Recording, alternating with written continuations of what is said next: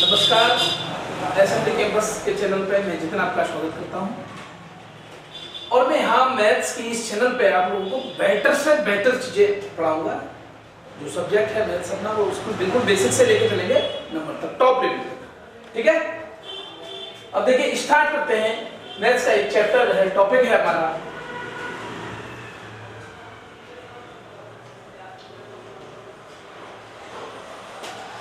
Number system. समझिए इसको, समझो ढंग से। नंबर सिस्टम, नंबर सिस्टम नंबरों को रिप्रेजेंट, कोई ऐसा सिस्टम जो नंबर्स को रिप्रेजेंट करता है नंबर सिस्टम कहता है। ठीक है, वैसे कई सिस्टम्स हैं, कई पद्धतियां हैं। इनको हिंदी में क्या कहते हैं? पद्धतियां। कई पद्धतियां हैं जैसे डेसिमल। कौन सी पद्धति? Decimal, decimal system. दूसरा बाइनरी सिस्टम,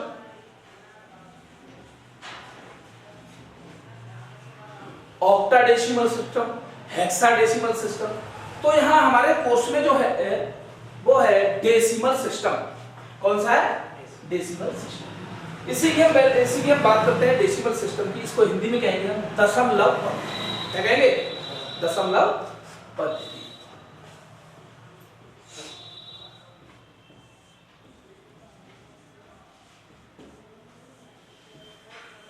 ठीक है, आराम से पढ़ो, आराम से समझना इन चीजों को, पूरा टॉपिक वाइज और ढंग से सिस्टमेटिक समझना। ठीक है, ये है दशमलव पद्धति।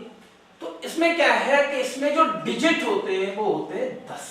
जैसे 0, 1, 2, 3, 4, 5, 6, 7, 8, 9।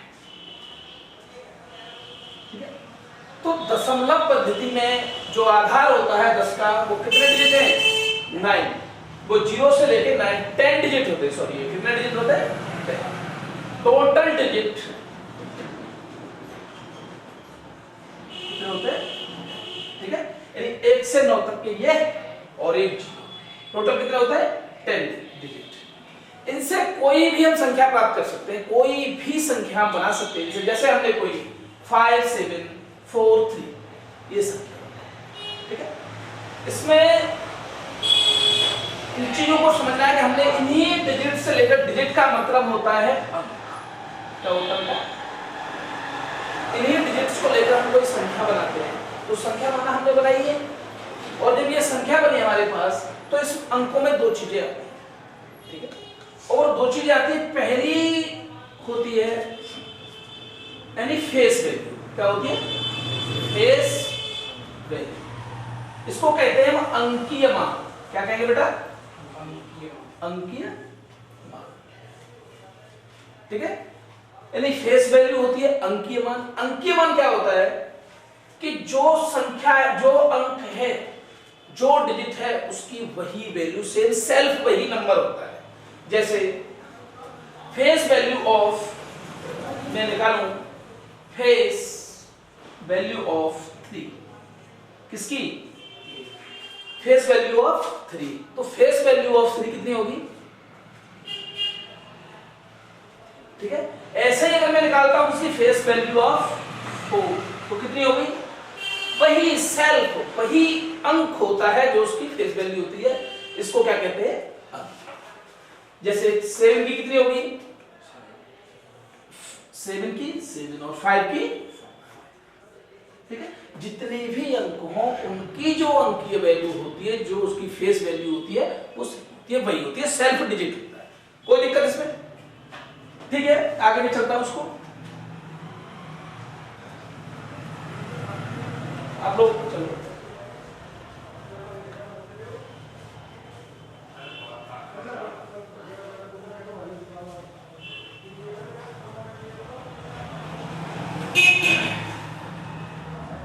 अब मैं यहां से लेके चलता हूं आप लोगों को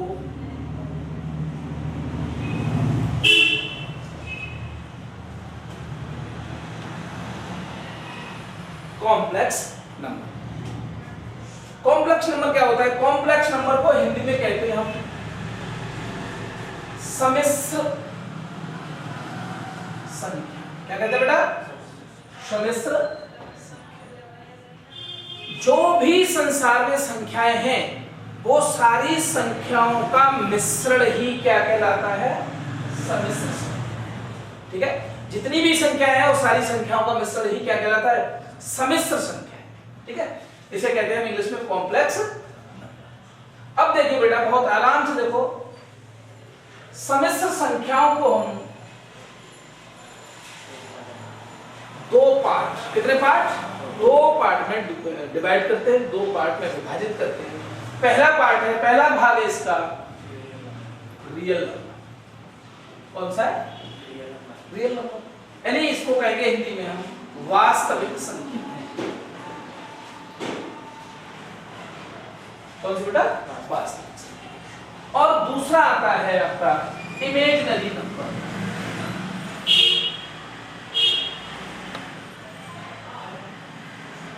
इसको कहेंगे हम काल्पनिक संख्या।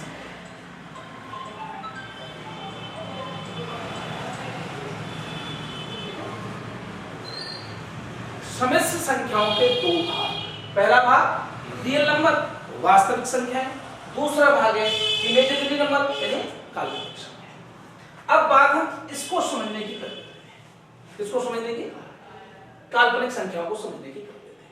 ठीक है, यहां से समझिए,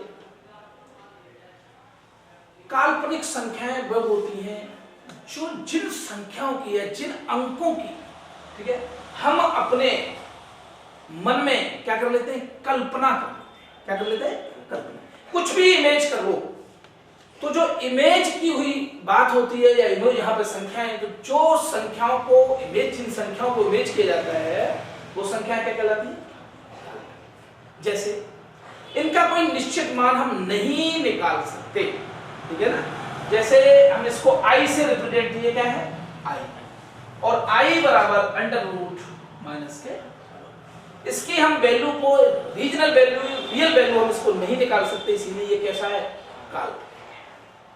दूसरी क्या है? इसको हम इसका स्क्वायर करेंगे तो ये हो जाएगी माइनस के। इसके मान हम रख देते हैं, कोई दिक्कत?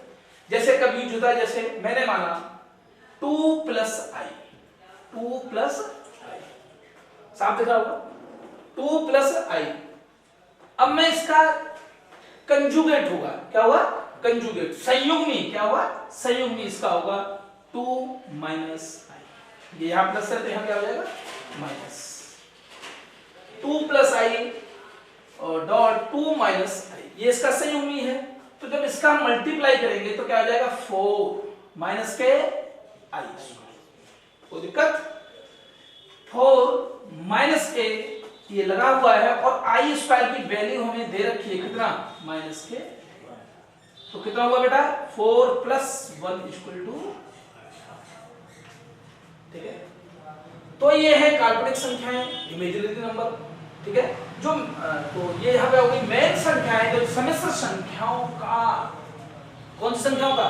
सम्मिश्र संख्याओं का जो हमारा दूसरा पार्ट है वो कौन सा है? वास्तविक संख्या, ठीक है। या ये कह लीजिए ये पहला पार्ट है, ये दूसरा पार्ट है, कैसे लीजिए तो ये समझ लीजिए आप। तो अब बात करेंगे किसकी? Real number. रियल नंबर कौन से होते हैं? कि काल्पनिक नंबर को छोड़कर, किसको छोड़कर? काल्पनिक नंबरों को छोड़कर, इमेजिनरी संख्याओं को छोड़कर जो भी नंबर पृथ्वी पे पाए जाते हैं वो सारे के सारे नंबर क्या कहलाते हैं? वास्तविक संख्या। क्या कही जाती है? वास्तविक संख्या। जैसे इसको हम ऐसे लिख सकते हैं, माइनस इनफाइनाइट से प्लस इनफाइनाइट, माइनस इनफाइनाइट से प्लस इनफाइनाइट तक जो संख्याएं हैं वो सारी की सारी संख्याएं क्या कहलाती है? रियल नंबर, वास्तविक। कोई दिक्कत? सम्मिश्र संख्याओं को हमने पढ़ा, कॉम्प्लेक्स नंबर को पढ़ा, दो भागों में हमने विभाजित किया उसको।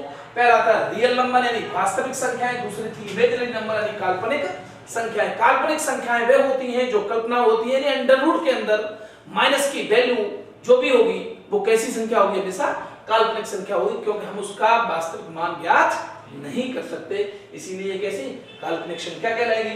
दूसरी होती है रियल नंबर, वास्तविक संख्याएं। तो ये इन काल्पनिक संख्याओं को छोड़कर जो भी संसार सागर में संख्याएं हैं वो सारी की सारी कैसी हैं?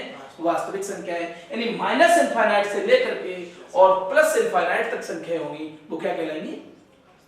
वास्तविक संख्या। कोई दिक्कत? अब आ जाइए रियल नंबर।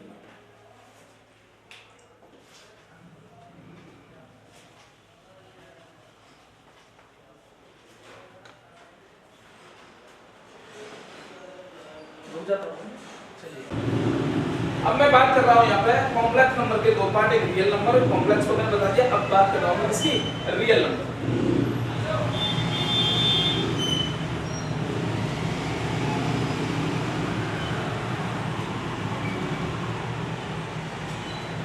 ठीक है, अब इसमें देखिए हम रियल नंबर यानी वास्तविक संख्या है बेटा, वास्तविक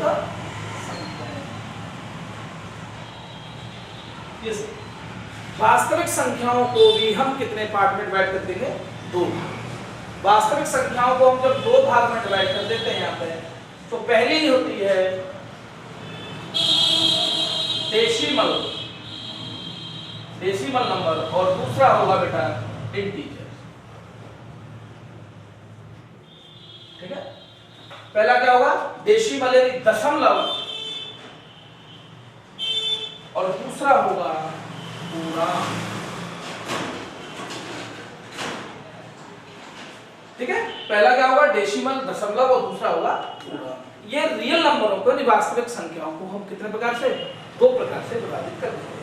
इनके सिस्टम को समझने के लिए, सिस्टम को समझना ही, पद्धति को समझना ही, नंबर की पद्धति को ही समझना नंबर सिस्टम है। क्या है? संख्या पद्धति। अब समझिए हम दशमलव कौन सा होता है? जिन संख्याओं में क्या आता है? दशमलव। क्या आता है? दशमलव। जैसे 2.5, 1.5, 0.125 या फिर क्या है 0.125978। तो जो पॉइंटों की संख्या होती है, जो दशमलव की संख्याएं हैं, वो संख्याएं क्या कहलाती हैं? दशमलव संख्या। कैसे? दशमलव। और बाकी जो संख्याएं होती है वो पूर्णांक होते हैं, इसको माइनस इनफाइनाइट प्लस इनफाइनाइट। ये संख्याएं जो पूर्ण अंक, पूरा अंक ही क्या कहलाता है? पूर्ण अंक। ठीक है, और जो संख्याएं दशमलव में होती हैं वो संख्याएं दशमलव संख्या। ठीक है, इसको हम देखो, तुमने ये देखा होगा जैसे 0.333333 ये चलता जाता है, तो इसको हम रोक भी सकते हैं। कैसे रोक सकते हैं? 0.3 पे क्या लगा के? 0.3 पे क्या लगा के? क्योंकि ये संख्या जो पीछे है वो रिपीटिंग है। कैसी है? रिपीटिंग है। तो रिपीटिंग संख्या को हम ऐसे रोक सकते हैं। दूसरी बात, इसको हम कैसे बदल सकते हैं? जैसे मैं अभी आगे बताऊंगा कैसे बदल सकते हैं। 3/9 जब 12 हटाएंगे तो क्या हो जाएगा? 3/। वो कैसे? वो भी समझ लीजिए कि 9 यहाँ पे बट्टे में कैसे आए। ठीक है, यहाँ पर क्लियर समझिएगा कि क्यों। इधर देखो, ये तो इधर रहा पूर्णांक का मैटर, देख लीजिए। जैसे पॉइंट मैंने माना x इक्वल टू 0.33। ठीक है, अब मैंने कहा कि इसमें हम दोनों तरफ 10 यानी 10 का मल्टीप्लाई कर देंगे। इधर 10x हो जाएगा, इधर क्या हो जाएगा बेटा? ये जो है दशमलव एक पीछे हट जाएगा, यानी 3.333। ठीक है, अब यहाँ पर हम क्या करेंगे? देखिए ये क्या है? 10x इक्वल टू 3, और फिर वही बात है, x की वैल्यू ये पीछे आ गई 0.333, तो इस पे हम क्या लिख देंगे? प्लस के h। कोई दिक्कत? अब इसको हम ट्रांसफर करवा लेंगे इधर x की तरफ, तो कितना हो जाएगा? 10 माइनस x, बता रहा हूं कितना बचा बेटा? 9x इक्वल टू क्या बचा? 3। तो x अपॉन कितना हो जाएगा? 3/। तो वही संख्या है 0.333 वाली। अगर इसको हम ऐसे लिख सकते हैं तो इसको हम इस विधि से, इस प्रकार हम ऐसे भी कर सकते हैं। कोई दिक्कत? ठीक है, तो पूर्णांक में बाद में बताऊंगा इंटीजर, पहले हम डेसिमल पद्धति में ये समझ गए। जो वास्तविक संख्याओं के दो भागों में हमने बांट दिया, पहला भाग दशमलव और दूसरा भाग पूर्णांक संख्या। ठीक है, दशमलव में जिन संख्याओं में क्या होता है? दशमलव होता है, वो संख्या दशमलव संख्या कहलाती है, और जो भाग पूर्ण अंक होता है वो क्या कहलाता है? पूर्णांक कहलाता है। ठीक है, अब मैं यहां बात करूंगा किसकी, दशमलव।